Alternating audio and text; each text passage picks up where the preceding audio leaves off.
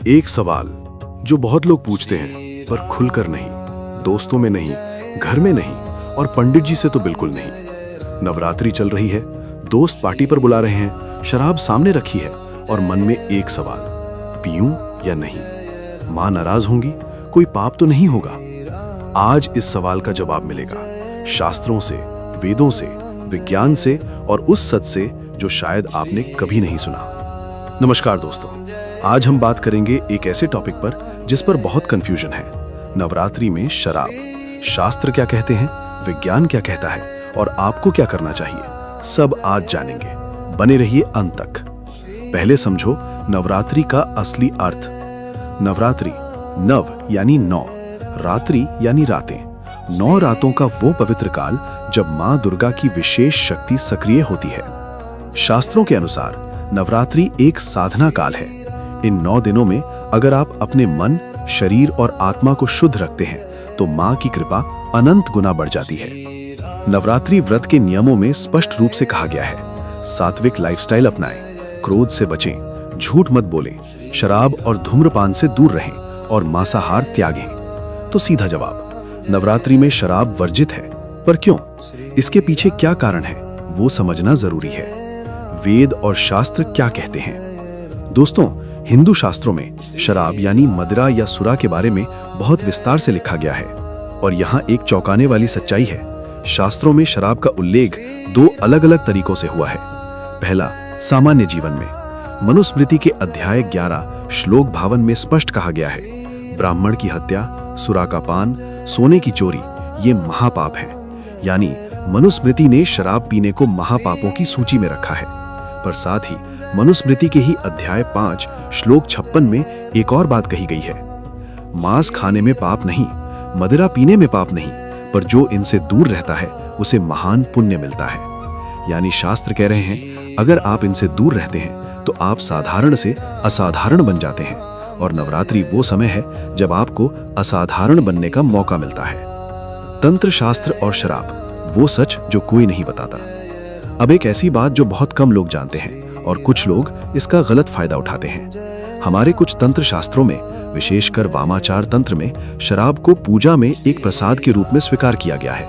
इसे पंचमाकार साधना कहते हैं। इसमें 5 चीजें शामिल हैं, मद्य यानी शराब, मांस, मत्स्य यानी मछली, मुद्रा और मैथुन। पर यहाँ एक बहुत जरूरी बात, शास्त्र स्पष्ट कहते हैं, जो व्यक्ति मां पराशक्ति की पूजा किए बिना शराब पीता है वो हर एक बूंद के लिए 1 वर्ष नरक में रहता है। ये साधना सिर्फ सिद्ध तांत्रिकों के लिए है, आम इंसान के लिए नहीं। यानी जो लोग कहते हैं नवरात्रि में शराब पीना तंत्र का हिस्सा है, वो आधा सच बोल रहे हैं। पूरा सच ये है, ये केवल विशेष साधकों के लिए था, और उसमें भी नशे के लिए नहीं बल्कि एक विशेष अनुष्ठान के लिए। अब बात करते हैं विज्ञान की, क्योंकि शास्त्रों के नियमों के पीछे एक वैज्ञानिक कारण भी है।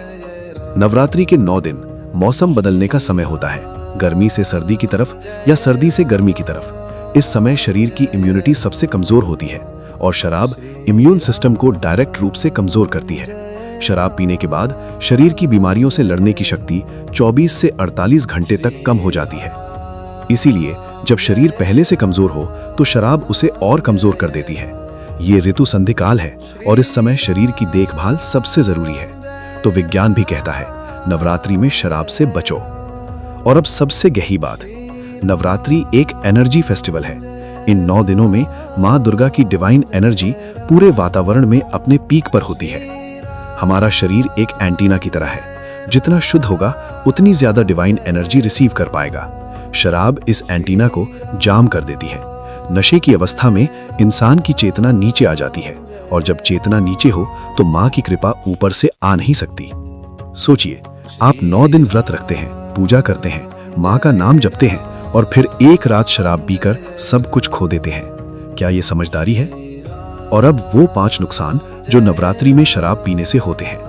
नुकसान नंबर 1, व्रत का फल नष्ट होता है। शास्त्र कहते हैं, व्रत के दौरान किया गया एक पाप पूरे व्रत के पुण्य को खत्म कर सकता है। नुकसान नंबर 2, मां की कृपा से वंचित होते हैं। नशे की अवस्था में मन और आत्मा मां से जुड़ नहीं सकते। नुकसान नंबर 3, परिवार पर असर। जब घर में नवरात्रि का माहौल हो और एक सदस्य शराब पिए तो पूरे घर की पवित्रता भंग होती है। नुकसान नंबर 4, शरीर पर असर। मौसम बदलाव के समय शराब पीना बीमारियों को निमंत्रण देना है। नुकसान नंबर 5, संकल्प टूटता है, और जो इंसान अपना संकल्प नहीं निभा सकता वो जिंदगी में कोई भी बड़ा काम कैसे करेगा। कमेंट में बताएं, क्या आपके आसपास नवरात्रि में शराब पीने वाले लोग हैं और आप उन्हें कैसे समझाते हैं। और अब एक बात जो बहुत जरूरी है, अगर किसी से गलती हो जाए तो क्या करें। पहली बात, खुद को बहुत ज्यादा गिल्ट में मत डालो, माँ दुर्गा क्षमा की देवी भी हैं। दूसरी बात, अगले दिन सुबह गंगा जल से स्नान करें, माँ से मन में माफी मांगे और संकल्प लें कि अब आगे नहीं। तीसरी बात, दुर्गा सप्तशती का पाठ करें या दुर्गा चालीसा पढ़ें, माँ आपकी भावना देखती है। शास्त्रों में कहा गया है, माँ पराशक्ति का स्मरण जाने अनजाने में हुए सभी पापों का प्रायश्चित है, यानी माँ का नाम ही सबसे बड़ा प्रायश्चित है। तो दोस्तों, आज हमने जाना 1, नवरात्रि में शराब शास्त्र स्पष्ट मना करते हैं। 2, मनुस्मृति ने इसे महापाप की श्रेणी में रखा है। 3, तंत्र शास्त्र में उल्लेख है पर वो आम इंसान के लिए नहीं। 4, विज्ञान भी कहता है इस मौसम में शराब हानिकारक है। 5, और सबसे जरूरी, नवरात्रि एक साधना काल है, इसे उत्सव की तरह नहीं साधना की तरह जिए। दोस्तों, माँ दुर्गा ने महिषासुर को हराया था। वो महिषासुर जो नशे में चूर था, जो अहंकार में डूबा हुआ था, जो अपनी शक्ति का गलत इस्तेमाल कर रहा था। माँ ने उसे हराया क्योंकि वो तमस की प्रतीक थी, और नवरात्रि उसी तमस को अपने भीतर से हराने का उत्सव है। तो इस नवरात्रि अपने भीतर के महिषासुर को हराइए, शराब छोड़िए, नशा छोड़िए और माँ की शक्ति को अपने भीतर महसूस कीजिए। अगर ये वीडियो आपके काम आई तो लाइक जरूर करें। उन दोस्तों को ये वीडियो जरूर भेजें जो नवरात्रि में भी शराब पीते हैं, शायद ये वीडियो उनकी सोच बदल दे। सब्सक्राइब करें और बेल आइकन दबाएं। कमेंट में बताएं, क्या आपने कभी नवरात्रि में शराब छोड़ी है, कैसा लगा। जय माता दी।